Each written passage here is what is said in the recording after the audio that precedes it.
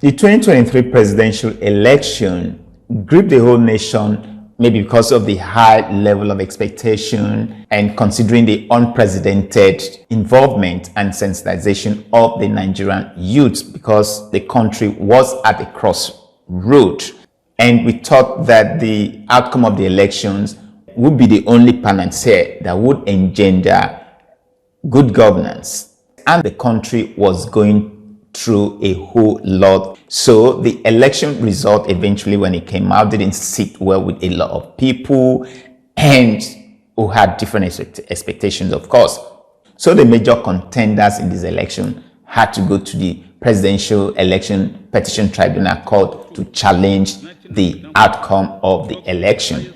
After they presented witnesses, evidence, and facts, a day for the judgment was fixed.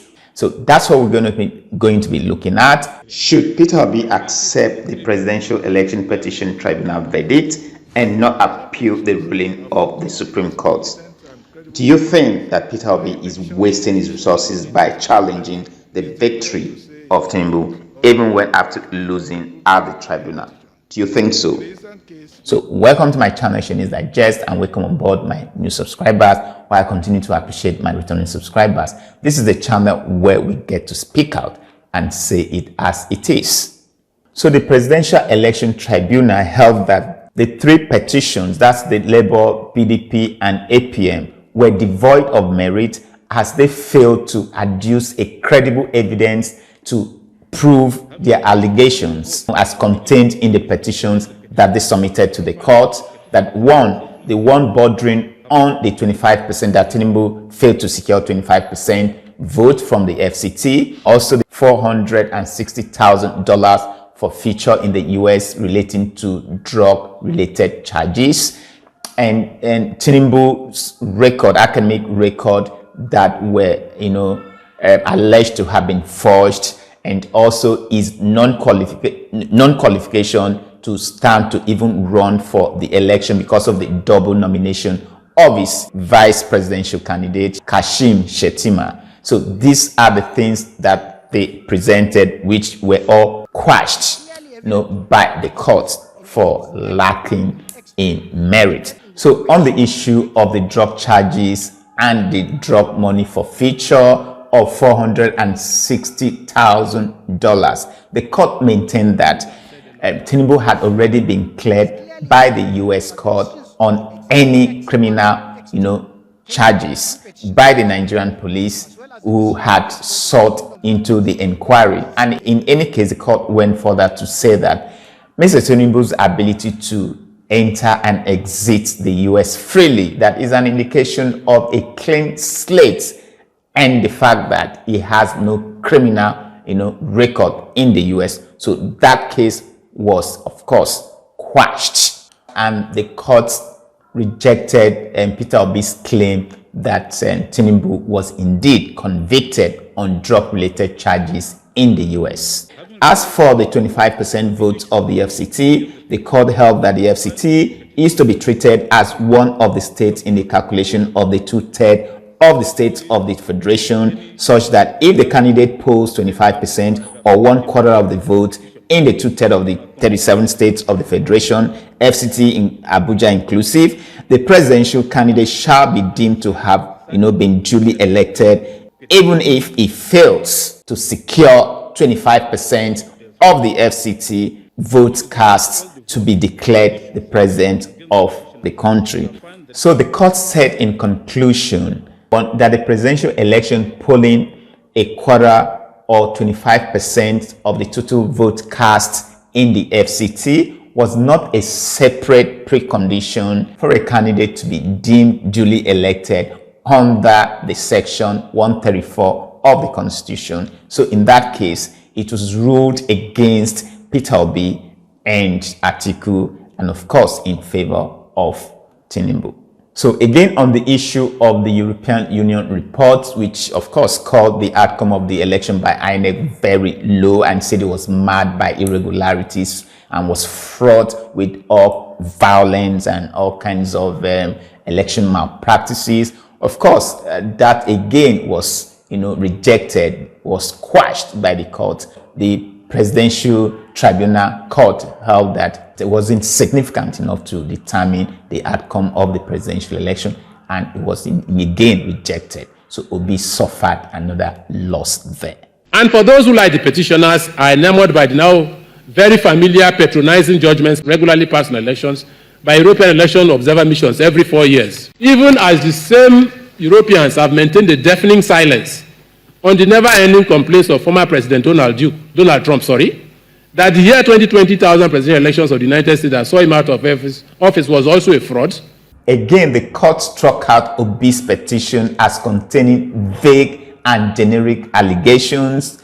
Tackling Obi's allegations of irregularities and fraud, as Obi failed to show which polling units the alleged malpractices occurred, the number of votes affected, and the polling unit agents that reported such irregularities and malpractices. Election petition is a serious issue. A petitioner is not permitted to engage in fishing expedition or a roving inquiry, as the petitioners herein did. It is clear from the pleadings and the evidence of PW 12 that the petitioners were from the onset engaged in a wild goose chase and inquisitorial adventure.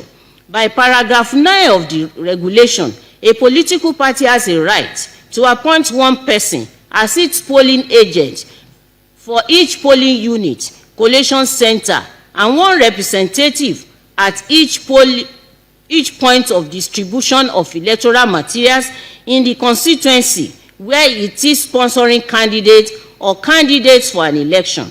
According to PW 12, the petitioners exercise that right and add 133,000 party agents in the election. I stated earlier that none of those 133,000 polling agents was called, and not a single one of results forms collected by any of the agents was tendered in evidence. Because it is at this polling unit that's manned by different, polling agents that the source of INEC election result can be collated. That's the source where you get the raw data. The polling units where people go cast their vote. That's where you get it. And they did not bring any polling unit agents, with the result to show that what they had, what they collated from the polling unit was actually different from what INEC uploaded on a server or, declared as result. So they couldn't show that. For that reason, that was squashed. And Justice Moses Ugo, one of the presidential petition justices, had asked a pertinent question that if indeed INEC did favor Tinubu, his preferred candidate, how did Atiku and Obi win in the states that they won? So he queried and was curious to know how Tinubu lost in Lagos, FCT, Abia, Anambra, Enugu, Adamawa, Ebonyi. Yet, INEC is accused of manipulating the result to favor Tinubu. Then he said, INEC must be an abysmally poor manipulator, or better still, an imbecilic one for that. For him to have gone through the stress of favoring Tinubu, as it were, as is being alleged, yet he could not, secure victory for Tinubu in those, areas that Labour and PDP won, and then Tinubu was given miserly figures. That INEC went through the stress of closing down its high-ref portal and blocking the public from viewing its manipulative efforts by closing down the e-transmission system, only for Atiku and Obi to win in states that Tinubu would, normally would have won in his hometown and in FCT, and so that there was no hypothesis to in fact support such claim by Obi that there was an electoral fraud, because a burden of proof was indeed on them, which they were unable to prove that this result as so declared by INEC were incorrect. They couldn't prove that. So the court dismissed the allegation of fraud in the election. Sorry, Obi. He also said that the claim that INEC refused to transmit result electronically through the IREV viewing portal in order to favor APC and Tinubu. And the regulations and guidelines for conduct of elections 2022 mandatorily required to electronically transmit election results to the coalition system and to INEC result viewing portal, which is the IREV, and rightly concluded, in my view, that the petitioners have failed to establish all the allegations contained in the two petitions. I adopt all those reasons and conclusions stated therein and also find the two petitions devoid of merit. I think the judgment reflected what was put before the Presidential Election Petition Tribunal. At the end of the day, you have a sense that their lordship did justice according to law in respect of the issues submitted for determination by the parties.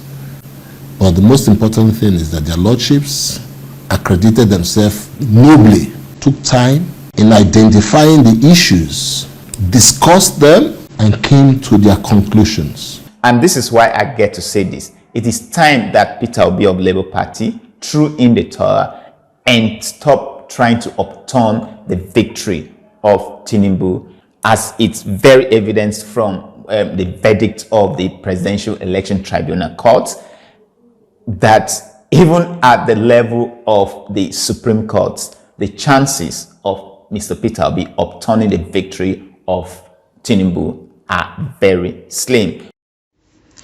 Because the question is, how come the judiciary is now corrupt? How come the judiciary has been bought over?